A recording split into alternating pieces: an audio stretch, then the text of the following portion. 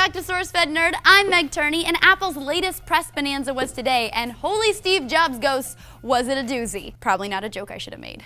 They kick things off with a look at OS X Mavericks. The big news right off the bat is that it's free for anyone running Snow Leopard or later and can be downloaded today via the App Store. Providing a brand new operating system for free is genuinely big friggin' news, and from what we saw of Mavericks, looked impressive. They even did a live demo, which is usually suicide, and it totally worked. It boosts battery life by up to an hour of additional browse time, and with its utilization of compressed memory, your machine may run noticeably faster as well. There were some significant improvements to calendar functionality and iBooks and a couple of other apps. We've got a lot to cover today, so we're just sticking to the biggest news. Moving on to the new line of MacBook Pros, the 13-inch version now weighs just 3.4 pounds. It's 0.71 inches thin, houses a 2.4 gigahertz Core i5 processor with 4 gigs of RAM and a 128 gigabyte hard drive, which is allowed. Intel's Iris GPU will up the graphics significantly as well. Builds start at $12.99, which is $200 cheaper than before, and they're shipping today. The 15-inch version is beefier than its smaller companion, with a 2 gigahertz quad-core i7 processor with 8 gigs of DRAM, a 256 gigabyte solid-state drive, and Intel Iris Pro graphics. You can also upgrade to the NVIDIA GeForce GT 750M if you'd like. It'll feature up to 8 hours of battery life and start at $19.99, another $200 cut from its predecessor.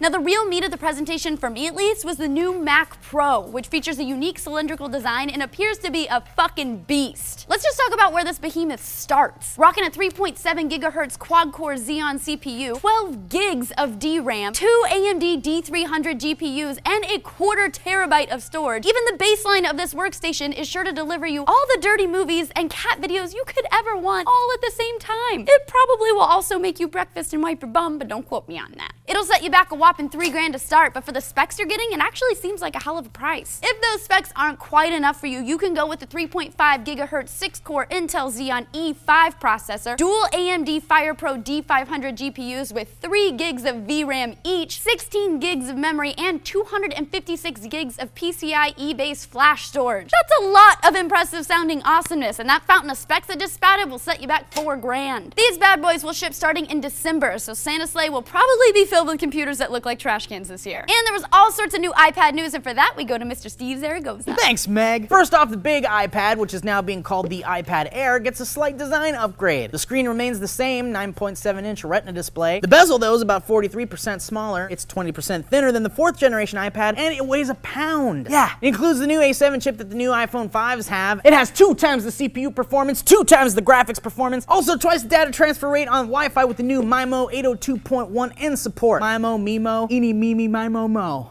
It also has the 1080p 5 megapixel iSight camera, HD FaceTime cam, same 10-hour battery life, which kind of sucks. And it comes in silver, white, or fancy new space gray and black. And will start at $499 for the 16 gigabyte Wi-Fi model and $629 for all you fancy LTE cell service users. That jam is launching November 1st. Get ready to wait in line, sucker. Ah, but wait, there's more. The iPad mini wants an upgrade too. That's right, little mini's like, I want to get an upgrade too, Apple. No!